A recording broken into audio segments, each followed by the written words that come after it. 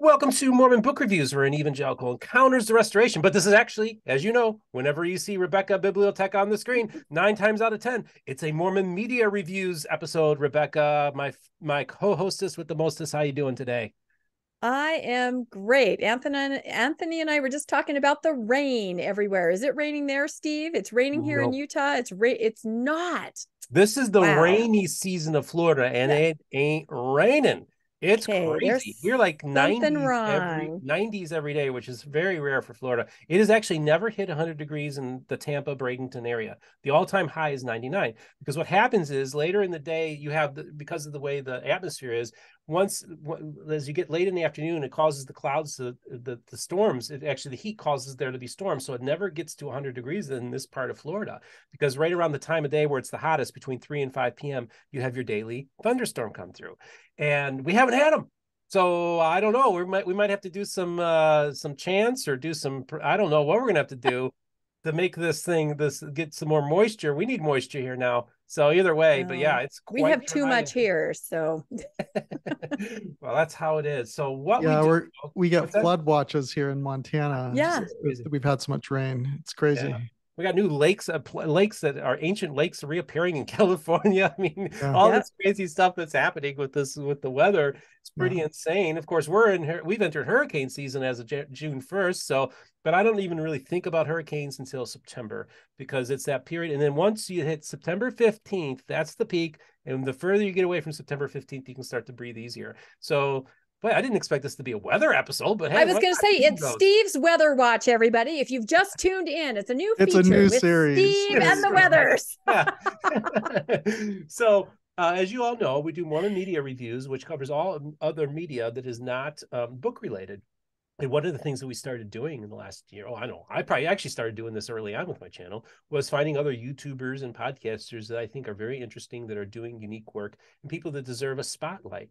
And so I reached out to Rebecca to say, hey, let's get Anthony on the program to talk about his podcast. But before we do that, I want to talk about Anthony. Anthony is one of the most decent human beings I have ever met. He is a kind-hearted man, and my time spent with him has always been very positive. Limited time, but always wonderful time that I get to spend with Anthony. And I was really touched by your appearances on Mormon Stories. I've been very touched about your story. And I also think that you have a heart for people. You know, you had at one of my meetups, you had went to me and you had said that, over the course of the next 10 years, there are going to be about 1 million people's shelves break in the Mormon corridor. And we need to be there, be a resource for people to have a safe space to go to. Now, folks, as you all know, this is not an anti-Mormon program. This is a program where it's neutral and we allow all the voices. And Anthony is one of the voices of the restoration and his experience.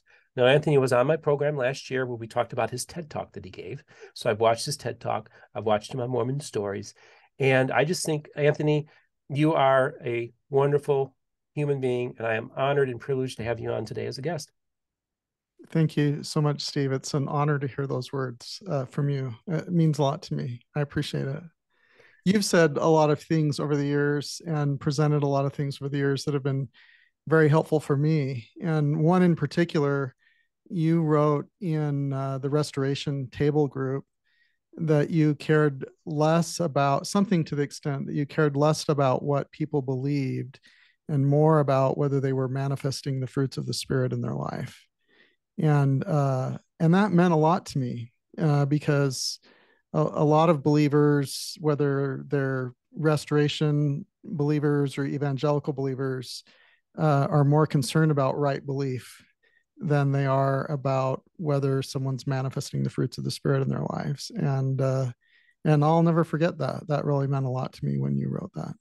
Well, thank you. Yeah, Tony Fieldson's Restoration Table Facebook group. That's definitely a great group that's had a great, it has been very informative to my channel as well, with some of the conversations, the important and positive conversations that happened in that group. So shout out to Tony and everything you're doing over at the Restoration Table.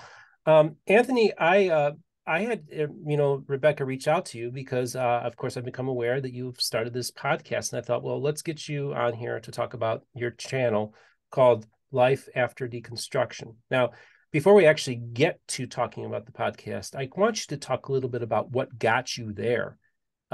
Tell us, just give us, now many of you probably seen him in Mormon Stories and seen his TED Talk, but maybe just give us like a little synopsis, a brief synopsis for some people in the audience that are not familiar with your story. Yeah, sure. Thanks. So for those that want to see the short version, you can Google search Anthony Miller TEDx talk, Thriving and Building Community After a Faith Crisis. You'll find my TEDx talk from last year.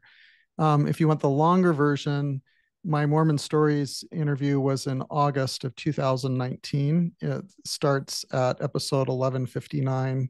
And I think there are six, he broke it into 6 episodes. Instead of doing like one super long epic one, he broke it into pieces. But basically, my story is my ancestors were all Mennonite. And so I have entrepreneurs, farmers, I have ministers and educators in my history. My mother's father was the equivalent of a general authority in the Mennonite church. And my mother's mother wrote historical fiction and was really well known, kind of like the Gerald Lund who wrote the Work in the Glory series. Christmas Carol Kaufman, my grandmother, wrote a lot of historical fiction about the Anabaptist movement. Anyway, my parents moved to the Phoenix, Arizona area when I was 3 years old, and they had a lot of questions. They were more literalist believing with regard to scriptures and so forth. And they stumbled across an LDS congregation, LDS missionaries, and joined the church when I was 3 years old. And I was raised in the Phoenix area, mostly in Mesa, Arizona, during kind of the heyday of the Cleon Skousen, Bruce R. McConkie, Ezra Taft Benson, Spencer W. Kimball, Boyd K. Packer version of the church in Mesa, Arizona. So I grew up with a very literalist believing convert set of parents. You know, it would be not uncommon for us to read McConkie's Mormon Doctrine for Family Home Evening kind of thing. And the Me church too. We did that in my family too, so I can Yes. relate. Yeah. And I know that not everyone grew up with the version of Mormonism that I did, but a lot of us did. And the church was really important to me. Our family was poor. My father had a very difficult time providing for us. My parents eventually divorced when I was 14. And so the church provided me father figures. It provided our family support. Our home teachers were amazing. I participated in the Young Men's Program. Every congregation, it seems, has that family that wouldn't have a Christmas if it weren't for the activities of the members of the ward. And ours was that family. We wouldn't have had Christmases if it weren't for the efforts of the members of our ward over the years. So the church was very much a part of me, friends, role models, and so forth. And I developed a sense of certainty as I engaged with seminary teachers, teachers and leaders in the church, as well as my father too, because I retained a relationship with my father. And to the extent that I had spiritual experiences, I attributed meaning to those spiritual experiences as reliable divine witnesses of truth based on kind of the positive feedback loop. If I would read, ponder, and pray, participate in service, experience the fruits of the Spirit, all those teach things and so forth, I would sense spiritual experiences, and then I attributed meanings to those that meant that God was telling me the church was true. I served a mission in Barcelona, Spain, had many fantastic experiences, and as a straight white male extrovert, kind of analytical, the mission worked really well for me, and I had a lot of success. I got pretty good at helping people experience fruits of the Spirit as they read and pondered scriptures, attended church, and committed them to baptism. And so for the rest of my life, from my mission all the way up until I was 49 years old, while I would encounter things that would give me disconfirming information or cause dissonance for me, and I would set those things aside in faith as if on a metaphorical shelf, with faith that God would provide me further light and knowledge about them someday, I really had a strong sense of certainty of the truthfulness of the church. And I planned my whole life so that by my current age, I'm 56 years old, I could retire and serve missions for the church for the rest of my life because of how I interpreted my patriarchal blessing, counsel, and blessings that I received from my leaders and so forth. Well, 7 years ago, on April 29th, 2016, our then 22-year-old son came out to us as gay. And I couldn't metaphorically shelf the implications of God wanting our son to live a life completely absent, comprehensive relationship and love in his life. And so I went online to search for resources as to how I could support a gay son, but not fully believing that God would want him to live a life completely absent, comprehensive love in his life. And that evening, I stumbled across the Gospel Topics essays. And to kind of abbreviate what happened is, as I read the essays, I recognized that there were parts of the essays that felt like they were spinning a narrative, in that when I read the essay and I read the footnotes and the cited sources, it seemed like the essays were trying to communicate something that was sometimes different, partially, maybe even entirely in some cases, than some of the cited sources. So I sensed a loss of trust as I read those. But I also recognized that I had spiritual experiences that were something other than a reliable divine witness of truth. And I recognize in the history that the leaders also had a difficult time in terms of discerning what spiritual experiences meant and what discernment meant. And that evening, as I read the essays, because of that huge shift in a sense of trust in the brethren, and a sense that I was taught false information, contradictory to what was in the essays, but gained spiritual experiences of the contradictory information, I experienced an existential crisis that felt like the heavens closed. The only way I knew God was the meanings that I attributed to my spiritual experiences at that time. And so I experienced a complete collapse, existential collapse of identity and faith.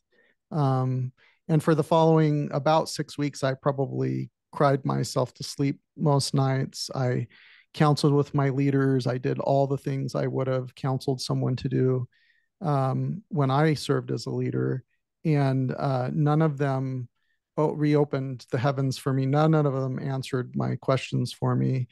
And I eventually found community at Sunstone and in the post-Mormon and progressive Mormon community, where I found other people that could hold space and empathy for my experience and helped me heal from that journey.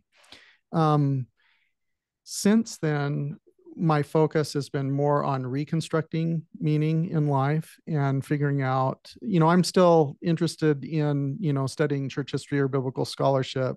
There's always a little bit of a deconstructive interest to me. But the biggest interest that I have now is, what do you do after deconstruction? So what led to the podcast and a lot of the topics and conversations that I've had during the last few years since my Mormon Stories interview is my sense is there's a lot of deconstructive content out there, but there could be more reconstructive content about talking about what do you do with everything after the fact. And so I decided to launch a podcast channel and have discussions with people who have processed deconstruction, to have conversations with them about what do you do after a faith deconstruction, or what do you do after a loss of literalism. So I've had people on my podcast who have a variety of different meanings that they attribute to spiritual experiences or to God or life or whatnot. And I have other people in the queue as well. And my intent is to not be prescriptive and say, this is how you reconstruct your life. Rather, I want to invite the listener and viewer by the hand to take them on a journey to participate in discussions about how other people are living their life and experiencing meaning and purpose in their life post deconstruction. And that is what the podcast is. So, it's fascinating because, of course, my story involves deconstructing my entire faith, becoming an atheist for a very long period of time, and finding myself back into a faith in a different faith, a nuanced faith. But I was able to actually find faith again, which I would have guessed never in a million years would that have happened to me. And so it really resonates with me, this idea of there is a life after deconstruction. There are people who will choose to occupy a particular space for the rest of their lives, and there are people like that. But for those of you who have now done the deconstruction, you've done the mourning, you've learned to, but you want to start moving on, and you want to have a sense of community again, and you want to maybe have a sense of faith again, perhaps, or that's the direction you want to go. That just because you have deconstructed everything doesn't mean that you can't purposefully and have a positive reconstructiveness going on in your life as well. And so, Anthony, I'd like to know what kind of these conversations you're having. Tell me a little bit about some of the people you've been talking to, and maybe just talk about the broader sense of the idea that, being able to reconstruct after deconstructing. Yeah, so my first episode was with Britt Hartley. She now runs the Almost Awakened podcast, and we talked about what deconstruction is. So, and that episode excited a lot of people. And basically, the meaning that we're attributing to deconstruction is related to the academic use of the term. So, in academia, deconstruction is a process of unpacking meaning, and it had to do with textual criticism and trying to figure out, what was the source of polished narratives, or how did we come to interpret different things in our history, different novels, books, scriptures, you name it. Where did all of those things come from? And a lot of people, when they think of deconstruction, they think of dismantling or burning everything to the ground. And certainly there is a role for some of that. Some things should be burned to the ground and some things should be dismantling. But we're talking about deconstruction in terms of an attribution of meaning, is that it's digging deep to harvest and unpack meaning to things. And so the episode that I did with Britt, we talked about deconstruction in that realm and what things are helpful and unhelpful about deconstruction. People can go too far with deconstruction. It can make them cynical, for example. So that was a fun episode. And the episode that's gotten the most views so far is one that I did with Lindsay Hansen Park of Sunstone and Year of Polygamy podcast. I've witnessed her participate in post-Orthodox believing communities with Sunstone and other places over the years. And so I thought, who better to have a conversation with about community and belonging post deconstruction? For example, when you're sick, who's going to bring you a casserole? Or if you need help moving, or if you have something to mourn, who's going to come sit with you in it? And so we kind of had an extended conversation about the life cycle of support groups. Some support groups are more of a trauma bonding experience, like I'm experiencing grief, I experience existential crisis, so I'm around with other people that experience the same thing, and we develop a trauma bond.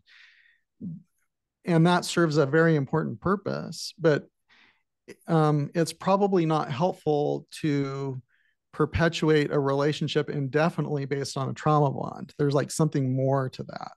So we talked about that. I had an episode with Kaisa Berlin Kaufusi, who is a scholar. She studied biblical studies and biblical scholarship. She taught as an adjunct at BYU. And her father had the same kind of job that scholar Dan McClellan had until he recently branched out from his job as a scripture translation supervisor. But her father was in the CES. She wrote an amazing essay in Chris Kimball's book, Living on the Inside of the Edge, about her relationship with her father and things that they navigated and did post deconstruction. I did an episode with Rebecca, right, and Landon, where we talked about navigating mixed faith marriage and different types of relationships post deconstruction. And I have other people in the queue, like uh, I recently on June 2nd gave a presentation at the Thrive Women's Conference. I was super honored. I was the only man invited to participate, and I talked about claiming our own autonomy and the meanings that we attribute things to things after a faith crisis. And the next episode that I'll release is that I'll record a version of the talk that I gave there about how we go about that process. At least people who had a propensity for perfectionism when they were members of the church, and how that impacts or inhibits their ability to claim their own autonomy and the meanings that they attribute to things after a faith crisis. So those are some of the conversations. Maxine Hanks, I have in my queue. She wants to talk about deconstruction and post deconstruction.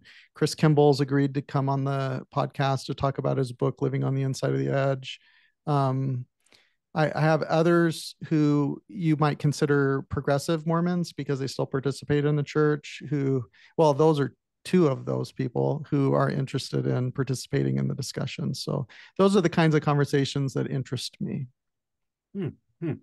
Yeah, Rebecca, why don't you chime in here? You've been quiet here.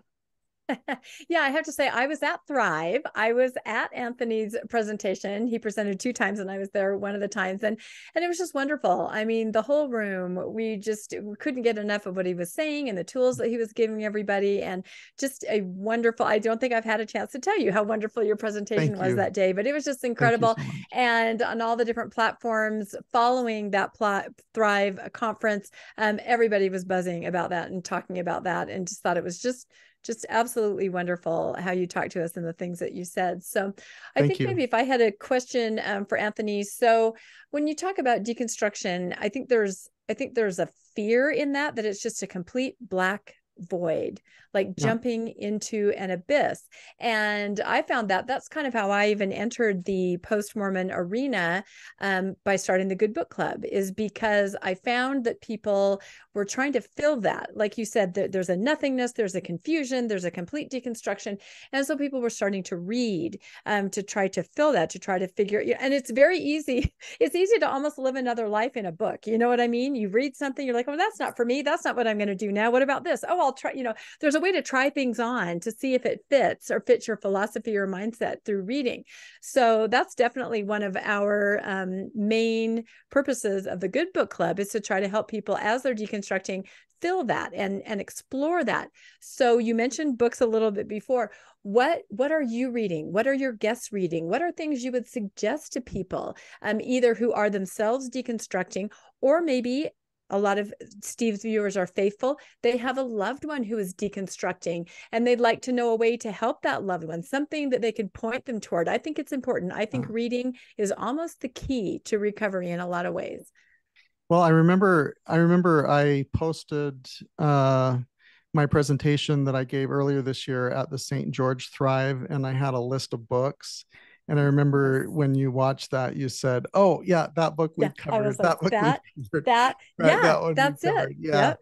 yeah. So books were a significant part of my experience. So a few of the books that were significant was Reza Aslan's God: A Human History. So he talks about the history of humans' experience with spirituality and the attribution of meaning that they give to spirituality and God throughout history, and how important that was in human development. And then toward the end of the book, he shares where he's landed kind of as a progressive Muslim, where he did spend time in Christianity as well.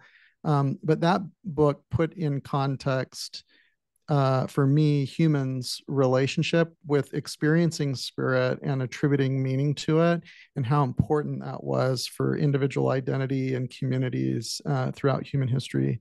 The book Sapiens, A Brief History of Humankind, that was super helpful for me because it helped me understand how important connecting myths. By myths, I don't mean that something's not true, but that it's a connecting story that gives individuals a common narrative about their country or about how economics work or whether it's religious or other kinds of things. And that helped me hold more grace for my experiences in the past and how important a connecting myth and story is to people. You've covered Luna Lindsay's book, Recovering Agency. And that one, I'm sure I've listened to it 3 times and read it twice because it helped me unpack my own personal experiences and recognize cognitive distortions or dysfunctions that I had, not necessarily that they were like planned in a conspiratorial way, but that they were natural dynamics that happened in a more high demand patriarchy based kind of system. And her book was really helpful to me. There are books that are related to LDS theology that were really helpful for me. Charlie Harrell's This Is My Doctrine was super helpful to understand the development of Christian and restoration adjacent and restoration theology over time, which helped me hold more grace for the version of Mormonism in which I believed, the McConkie, Hinckley Packer, more literalist, fundamentalist from a scriptural standpoint version of Mormonism. Jonathan Haidt's book, A Righteous Mind, helped me hold more grace for the disparity of how people emphasize different moral frameworks. That one was super helpful. A more recent one that I finished earlier this year was John Barton's History of the Bible. That was super helpful. He's a scholar from Oxford that was one of the editors in the annotated Oxford Bible edition. That was super helpful. So there's a variety of different things. I've done a couple series with Britt Hartley, Janice Spangler, and Bill Reel on the Almost Awakened podcast. One series we did was about Jack Kornfield's audiobook program called Buddhism for Beginners. That's, of all the episodes that I've participated in, that's one that I think is one of the most important, but probably has the least, not the least number of views, but less than it merits. And more recently, we covered Brian McLaren's book, Faith After Doubt, which was super helpful for me. I highly recommend it. And I know for some people, a book about faith might feel like it's triggering. But at some point in your journey, that book really has a lot of value. For example, the meaning that he attributes to faith is to have the courage and the willingness to walk through the metaphorical door into the darkness without knowing what's on the other side, and trusting yourself and trusting that there's something on the other side. It is the attribution of meaning of faith in that book. So those are some of the things that have been super helpful for me. I tried to make a top 25 book list, and that was really hard to do like a year or two ago. And now since then, I've added so many that maybe I'd do a top 100 book list. But I continue to consume multiple books per month, either reading or on Audible, depending on where my interests take me. That's great. Steve, I turned it into a Mormon book reviews after all, didn't I? So, I think I'm going to have to change the logo. You have to. It's a hybrid. That's wonderful. So, Anthony, I kind of just want to know now how you are doing. How is life for you? We talked over a year ago, so I'm sure there's been a lot of developments in your life. Your marriage, it's a mixed faith marriage. How's your gay son doing? How are your kids doing? So my mixed faith marriage is doing fantastic. In fact, my episode 7 on my podcast, it's a short episode. I think it's 9.5 minutes, or it's 9 minutes long, including the intro of the top 5 things that have strengthened our mixed faith marriage. And that is what led to the episode that I did with you, Rebecca, right?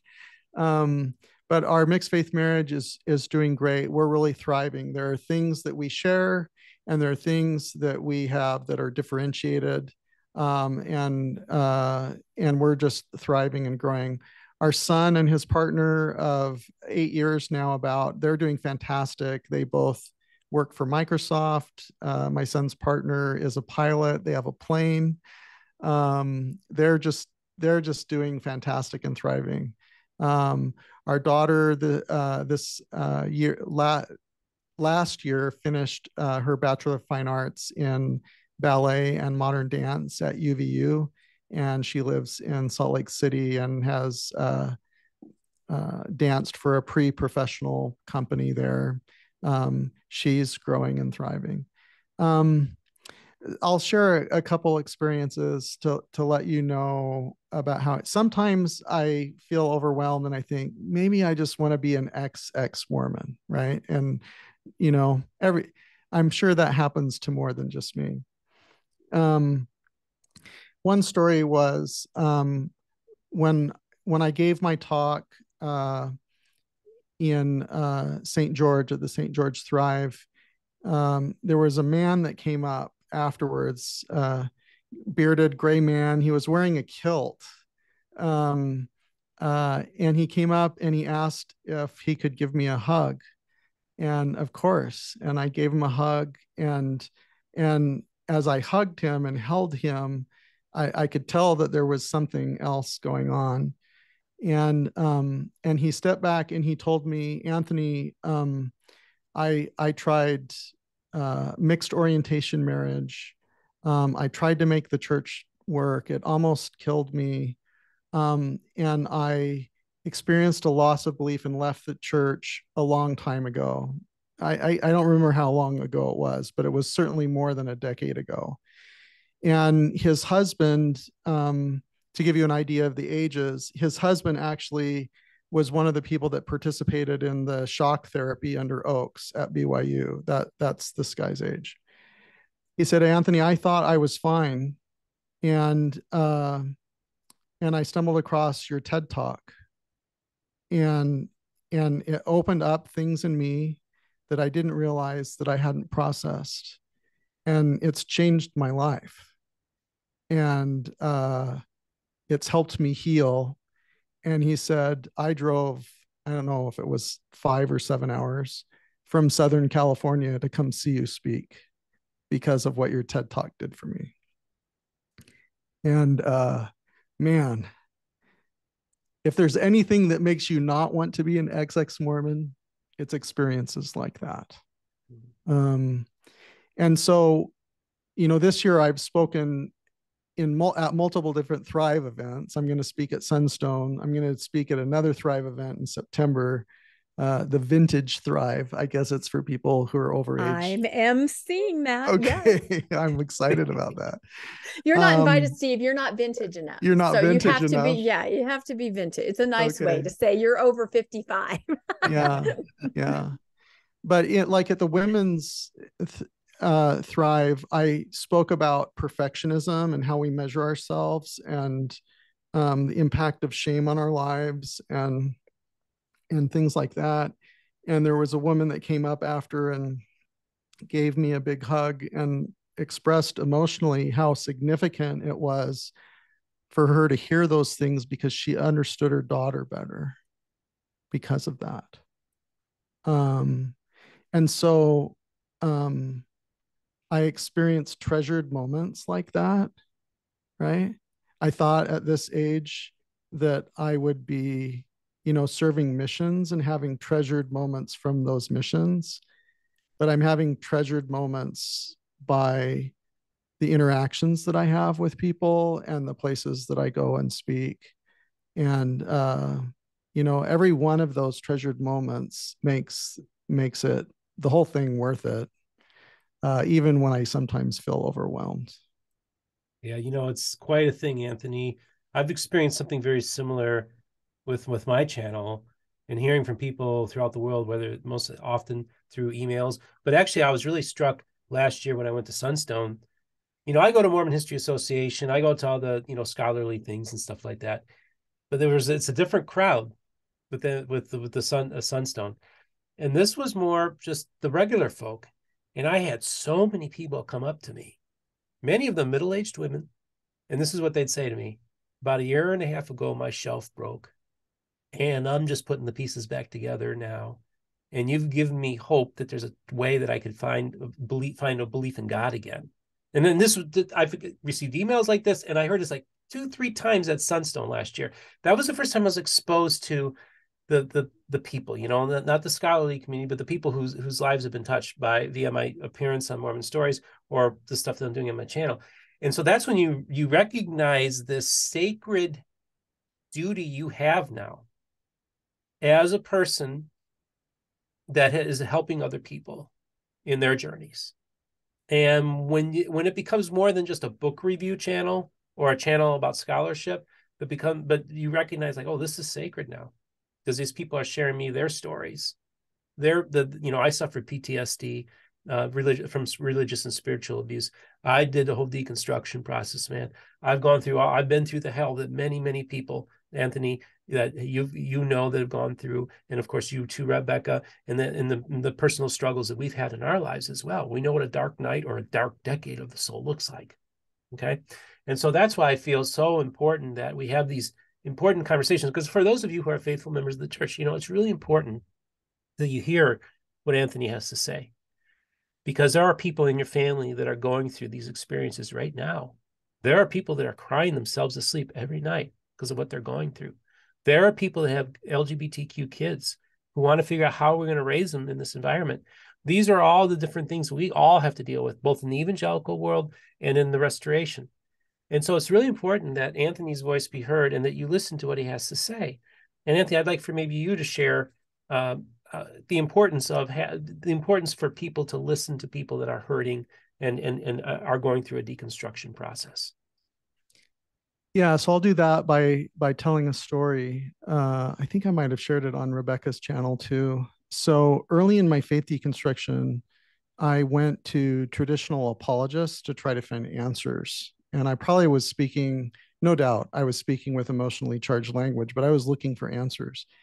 And one of the people that I came across, he's fine if I use his name. His name is Ken Peterson. And he lives in Southern Utah. He was a music teacher at what used to be Dixie College there. And he has been a contributor at Fair Mormon, or Fair now. He's even written a book about Mormon doctrine and the Apocrypha. Anyway, my relationship with Ken initially started out to be kind of polemic, right? But something happened in that our relationship went off of the front pages of social media and went into emails and Messenger. And I eventually just told Ken my story without the weeds of the issues, but of what my experience was of my faith crisis. And we became friends. And over time, what I would do during that first year is if I wanted to post something on social media, I would often send a copy of it to Ken to get feedback from him. This is a believing Mormon fair apologist person. And I would send it to him to ask him if I could do editing so it wasn't emotionally charged, so that I could still express what I wanted to express without pushing away the active believers. So I developed this relationship with Ken over time. The next thing in that story is I have a friend that lives in the Ogden area, and he's like, dude, how do you get along with this Ken guy? Like, I don't understand it. It's crazy, because he had polemic things or seen polemic interactions with Ken in the past. And so I told my friend what happened, and my friend took that and ran with it, and it changed his life, because the way he interacted with believing members was to get out of the weeds and just talk about his experiences. and he's returned to church as a very nuanced believer. So the next part of the story is when I was preparing my TED talk. Initially, the version was more detached in nature, where I talked about faith crisis as opposed to walk people through the experience. And I sent a copy of my TED talk to this friend that lives in the Ogden area. And he's like, Anthony, this isn't going to do. You need to take people by the hand and walk them through the experience of a faith crisis. You need to do with your audience what you did with Ken. And so I did. A few weeks before my TED talk, I completely rewrote it, and I walked people through the experience of the TED talk, of my faith crisis with my TED talk. And I wanted to make it something that was safe to share with believing members, which has turned out to be the case. Almost 100% feedback that I've gotten from believing members. So then about a month after my TED talk, maybe it was 2 months, it was a year ago, probably May, when it posted to YouTube. And so I did a podcast episode with John DeLynn where we watched part of the TED talk and then talked about it. And it was live. And when that episode ended, I got a Facebook message from Ken Peterson. And he said, "You're never going to believe what's happened." I'm like, "Tell me about it." He said, "My mother-in-law has gone through a faith crisis. And she's been super angry, really, really angry." His mother-in-law grew up in one of the polygamous groups. Ken's not a polygamist, but his wife grew up in one of the polygamous groups in Southern Utah. And he said that my mother-in-law was watching this episode on Mormon Stories, and there was this guy speaking, and he was saying things that were helping her not be angry anymore. And then this guy mentioned Ken Peterson. "Is that you?" And Ken's like, "Yes, that's me."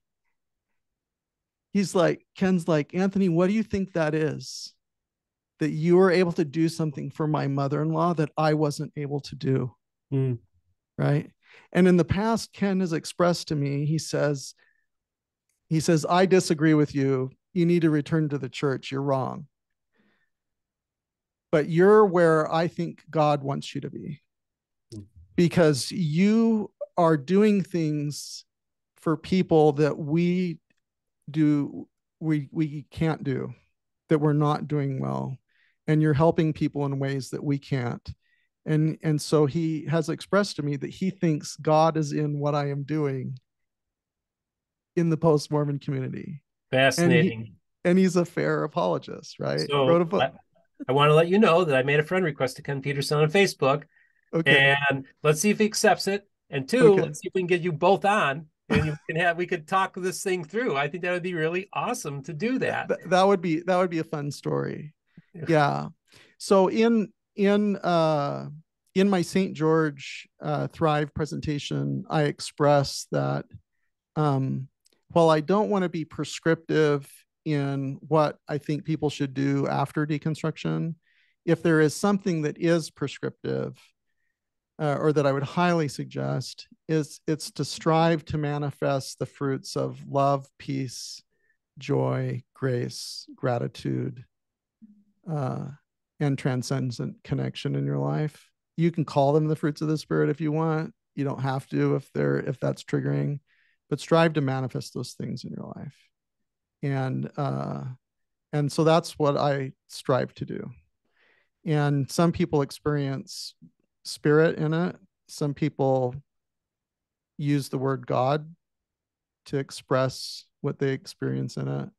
And I'm grateful to participate in those things. So those are the things that I'm doing, striving to do. I'm grateful that you're grateful, and I'm grateful for the work that you are doing, Rebecca.